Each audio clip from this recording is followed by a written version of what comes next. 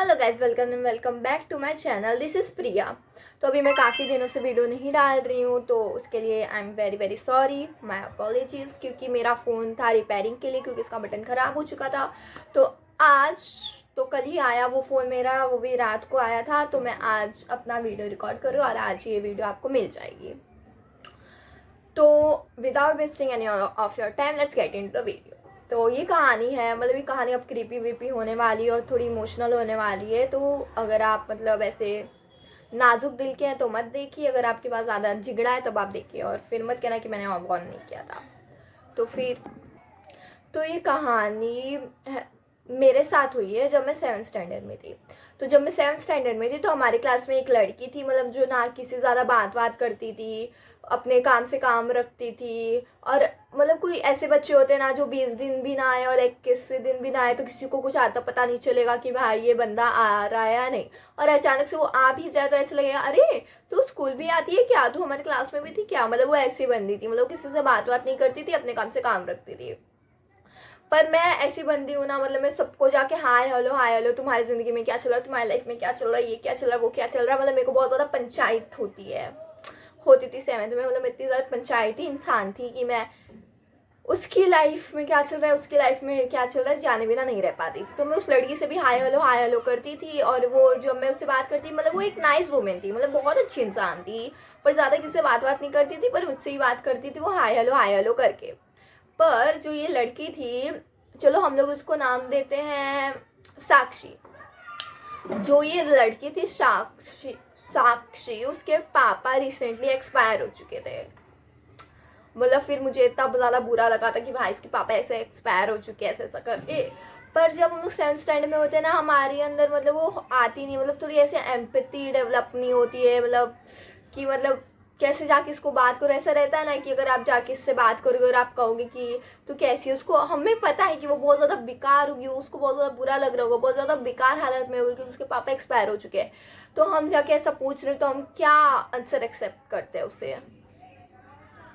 तो मतलब ऐसा अजीब भी लगता है कि अब मैं भाई क्या जाके इससे पूछूं, इसके पापा एक्सपायर हो चुकी तो कैसे ये पूछूंगी। तो मतलब उसको कुछ ऐसा अजीब तो नहीं लगेगा कि भाई इसको पता है कि मेरे पापा एक्सपायर हो चुके तभी भी ये बंदी मुझसे क्या पूछ रही है करके। तो इसलिए मैंने ऐसा नहीं पूछा है उससे कुछ, मतलब ऐसा एम्पैथी, मतलब मुझे अंदर से बहुत ज़्यादा बुरा लग रहा था पर मैं दिखा नहीं रही थी उसको जाके उसके सामने। तो फिर ऐसा चल रहा होता है, वो किसी से बात नहीं कर रही होती है। फिर ना हमारी एक टीचर होती थी, मतलब वो जिस दिन ना वो नहीं आने वाली होती थी तो वो प्री इन्फॉर्म करके जाती थी कि बच्चे तुम लोग आना मत, अब स्कूल उस दिन स्कूल और घर पे पढ़ाई करना हो ना, पढ़ाई करना। पर मतलब तो हम लोग जाते थे स्कूल क्योंकि इतना सारा फ्री पीरियड मिल रहा होता है तो क्यों ना जाए स्कूल करके ना। क्योंकि वो जब टीचर नहीं आने वाली थी ना उस दिन, तो उन्हें प्री इन्फॉर्म किया था कि कल मैं नहीं आऊँगी। और कल उनके 3 लेक्चर थे, एक मैथ्स और 2 इंग्लिश, उनके 3 लेक्चर थे। और 3 लेक्चर अगर खाली जा रहे हैं तो इतना हम मज़ा कर सकते हैं स्कूल में आके, तो हम क्यों ना आए और हम घर पे क्यों पढ़ाई करें। और अगर हम लोग स्कूल नहीं जाएंगे तो घर पे भी थोड़ी ना हम लोग पढ़ने वाले। तो हम लोग इसे जाते थे। तो हम लोग उस दिन भी गए थे, 3 लेक्चर पूरे फ्री थे। तो वो लड़की हम लोग के पास आके बैठी, मतलब मैंने उससे बोला कि मतलब क्या तू अकेले रहती है, आज हम लोग के साथ ऐसा लंच करना तू आके, और अकेले मत बैठा रहा कर, हम लोग अब तेरे फ्रेंड है ऐसे करके। तो आई हम लोग के साथ लंच करती है और फिर हम लोग ऐसे चिट चैट अपना जो बात कर रहे हैं तो हम लोग वो सब बात कर ले। ये बंदी बीच में बोलती है कि मतलब एकदम डरावनी आवाज़ में, एकदम ऐसा दुखी आवाज़ में, मेरे पापा का ना कार एक्सीडेंट नहीं हुआ है, उनका मर्डर हुआ है।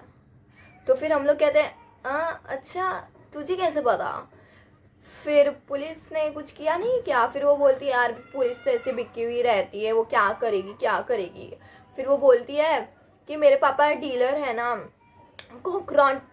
कॉन्ट्रैक्टर है, और मतलब उनका पॉलिटिशियन में भी मतलब ऐसा उनकी जान पहचान है। तो एक डीलर आया था उसका कोई कॉन्ट्रैक्ट साइन कराने, पर उनने मना कर दिया था। तो डीलर बहुत ज़्यादा नाराज़ हो गया था और बहुत मतलब ऐसा बोलने लगा तो उनको गंदा गंदा, तो वही हाथापाई भी हुई थी थोड़ी बहुत। तो फिर उसके 2 दिन बाद उनका कार एक्सीडेंट हो गया। फिर हम लोग ने बोला कि पुलिस क्या की। फिर उसने बोला कि नहीं यार अब तो क्लोज कर दी यार उनका केस पुलिस। मतलब जो एक्सीडेंट का ऐसा सब केस होता है ना, वो मतलब जो ऐसा कार एक्सीडेंट होता है तो मतलब उसका ज़्यादा जांच पड़ताल नहीं करते हैं, वो ऐसे ही क्लोज कर देते हैं एक्सीडेंट का नाम देके।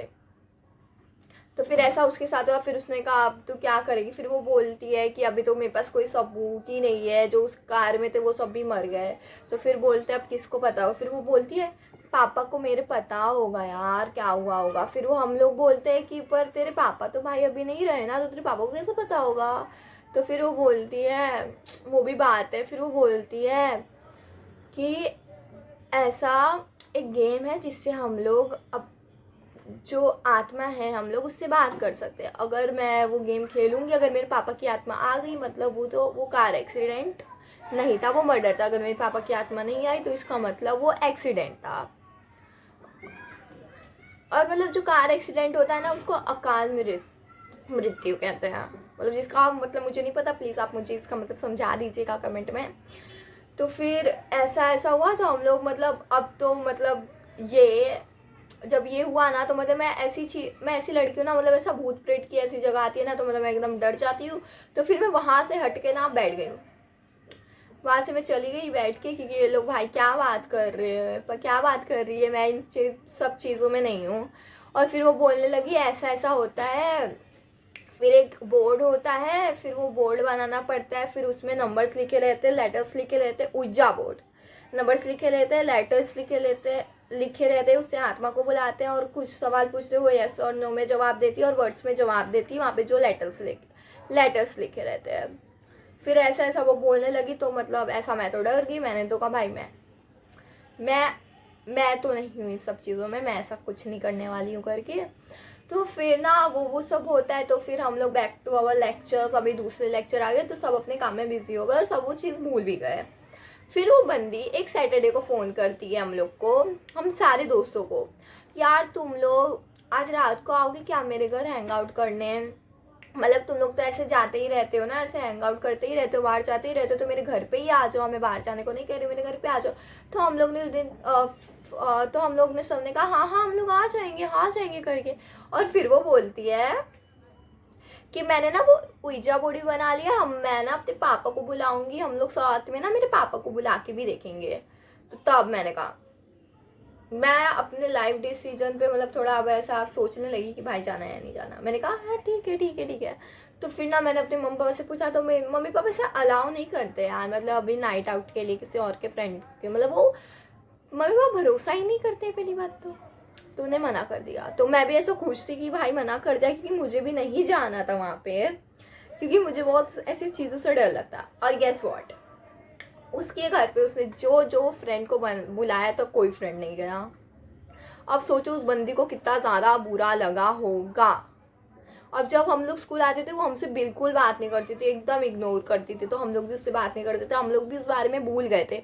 फिर एक दिन मैं जब वॉशरूम में थी तब वो मुझसे मिली तो अब मैंने उसको ऐसा बोला अरे यार क्या है, हमारे कभी कभी पेरेंट्स नहीं अलाउड करते यार, इसलिए हम लोग नहीं आए, नेक्स्ट सैटरडे पक्का आ जाएंगे ऐसे ऐसे करके। तो मैंने कहा चल अभी हम लोग से बात कर यार, आई एम सो सॉरी, मैं बहुत ज़्यादा गिल्टी फील कर रही हूँ कि तुझे इतना एक्साइटेड होगी और हम लोग में से कोई नहीं आया, पेरेंट्स अलाउ नहीं करते होंगे। तो उसने बोला हाँ हाँ ठीक है।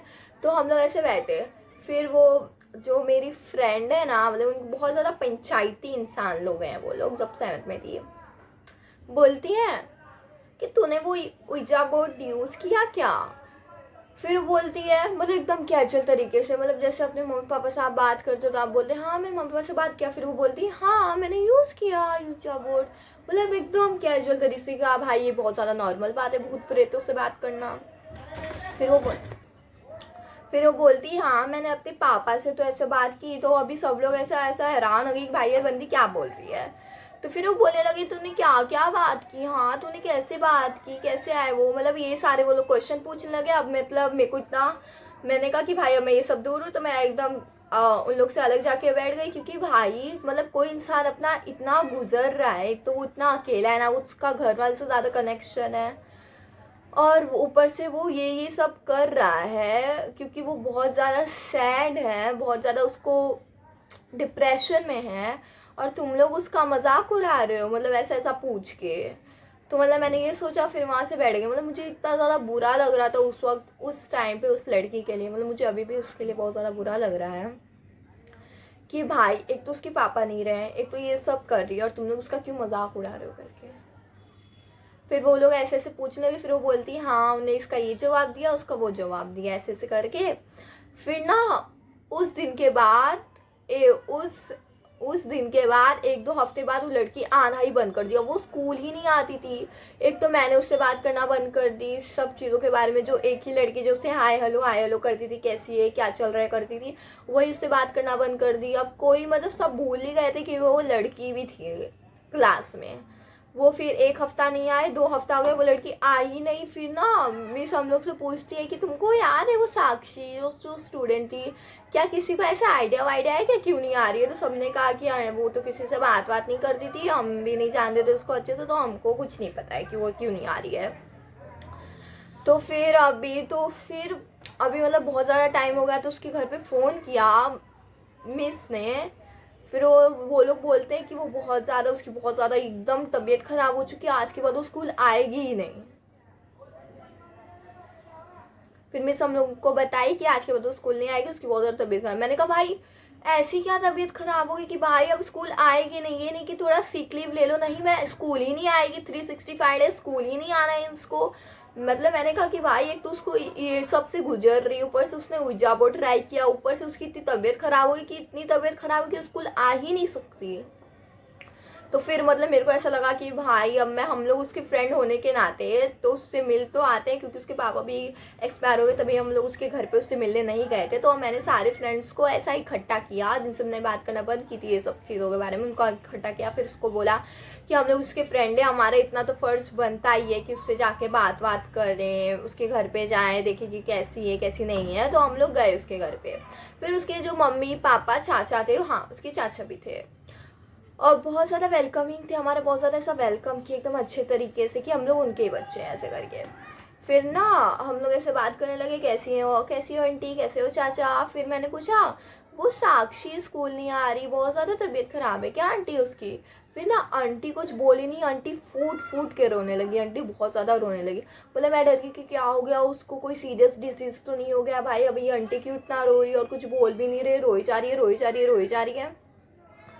तो फिर ना वो बोलती हैं, आंटी बोलती हैं कि मतलब वो अपने कमरे में ही रहती थी और खुद से ही बात करने लगती थी और दीवारों से बातें करती थी और बहुत ज़्यादा अजीब अजीब हरकत करती है और मतलब सुसाइडल हरकतें करती है। तो उसको हम लोग साइकेरेटिस्ट साइकेरे अब जो भी हो उसके पास ले गए। आप समझ जाओ, आप, मुझे नहीं आ रहा बोलने, मैं भूल गई बोलना कैसे है उसको। साइकेट्रिस्ट के पास लेके गए उसको, और फिर उन्होंने बोला कि उसको वो है, मतलब वो उसको इमेज, मतलब उसको इंसान दिखने लगे, वो इमेजिन करने लगे कि उसके आसपास उसके कोई लोग हैं और वो उनसे बात करने लगे। तो उसको मतलब ऐसे मेडिसिन दी सब, जिसमें वो हमेशा पूरी रात दिन सोती रहती है और उसको होश नहीं रहता, वो सोती रहती है।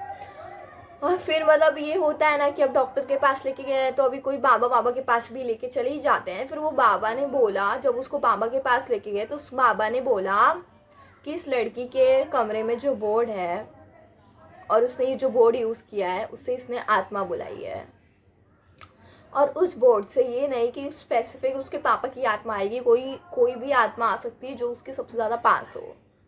और जो उसके पास जो आत्मा आई है वो एक बहुत ज़्यादा बुरी आत्मा है, और वो एक लड़की है जो गुज़र रही थी उसके घर से, और उसने जब वो यूज़ किया तो उसके पास आ गई। मतलब आत्मा लोग उससे अट्रैक्ट होते हैं जो बहुत ज़्यादा दुखी होते हैं, जिनको वो जो आत्मा को बुलाना चाहते हैं बहुत ज़्यादा बैडली चाहते हैं कि भाई वो आत्मा उनके पास आए।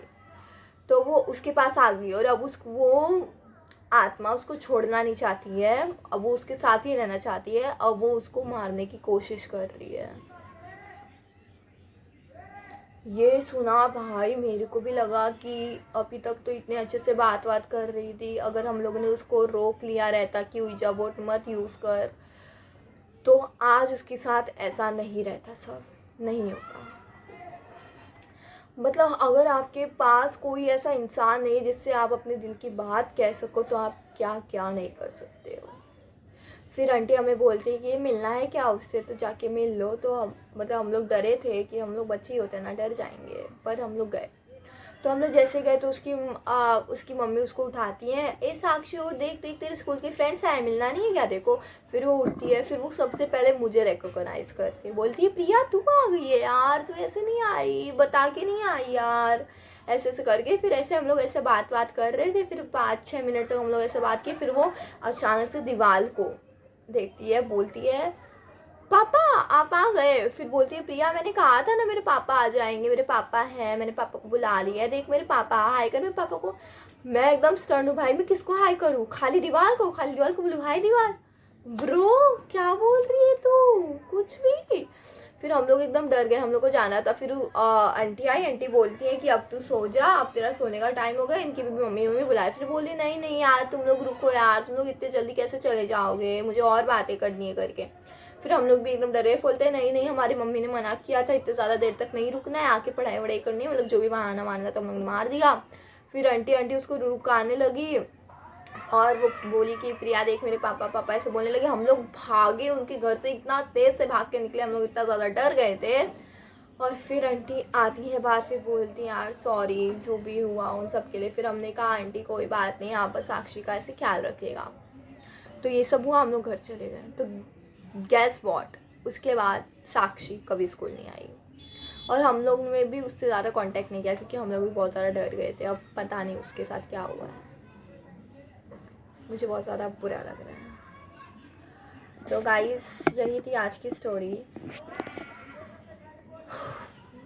Please like share and subscribe कर दीजिएगा, कमेंट भी कर दीजिएगा, क्योंकि मैं बहुत ज़्यादा मेहनत करती हूँ ये सब स्टोरी लाने में, बनाने में करके। फ़ैन बंद करती हूँ, ये बंद करती हूँ, कहीं से कोई हवा भी नहीं आई रहती है। और बार बार मेरे घर वाले इतना आवाज़ करते, तभी भी उनको जाके चिल्लाना पड़ता है मुझे, इसलिए तुम्हें बार बार कट दिख रहा होगा मेरी वीडियो में, क्योंकि मैं उनको जाके चिल्लाती हूँ। तो please like share and subscribe. तब तक के लिए बाय बाय।